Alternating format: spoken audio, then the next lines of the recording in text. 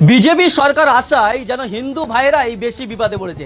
কেন বলছি কথা, এই যে জায়গাটা দেখতে পাচ্ছেন, এই যে গরুর খাটাল, আমাদের এখানকার হিন্দু ভাইরা তারা এই ব্যবসা করেন, দীর্ঘদিন ধরে তারা ব্যবসা করছেন এই গরুর ব্যবসা, এবং প্রতি বছর তারা ছোট গরু কিনে তাদেরকে খাইয়ে দাইয়ে বড় করে তাদেরকে সুসেবা করে তারা টিকিয়ে রাখেন, তাদেরকে বড় করেন, এবং এই পবিত্র কুরবানি ঈদের সময় সেই গরুগুলো বিক্রি করেন।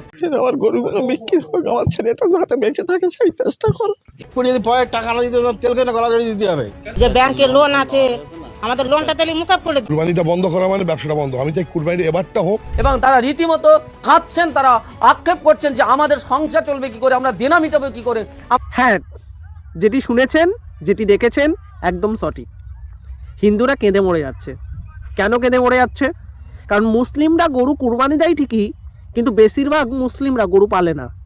গরু কোত্থেকে কেনে? হিন্দুদের কাছ থেকে কেনে। কিন্তু হঠাৎ করে বিজেপি ক্ষমতায় আসার পরে, শুভেন্দু অধিকারী ক্ষমতায় আসার পরে নতুন একটা আইন বের করেছে, কি গরু এখানে কুরবানি দেওয়া যাবে না। কোন গরুকে কুরবানি দেওয়া যাবে না? যে গরুর নাকি 14 বছর হয়নি, মানে 14 বছর আগে গরু গো মাথা থাকে, আর 14 বছর পরে কি হয়, ঠাকুমা হয়ে যায়, তখন জবাই করে দাও, তাই তো? মানে যখন তোমার মা থাকবে, মাকে সম্মান করবে, মা যখন ঠাকুমা হয়ে যাবে তখন মাকে কবর দিয়ে দেবে, তাই তো? পুড়িয়ে দেবে, তাই তো? জ্যান্ত পুড়িয়ে দেবে, তাই তো? মানে এই রকম একটা নীতি।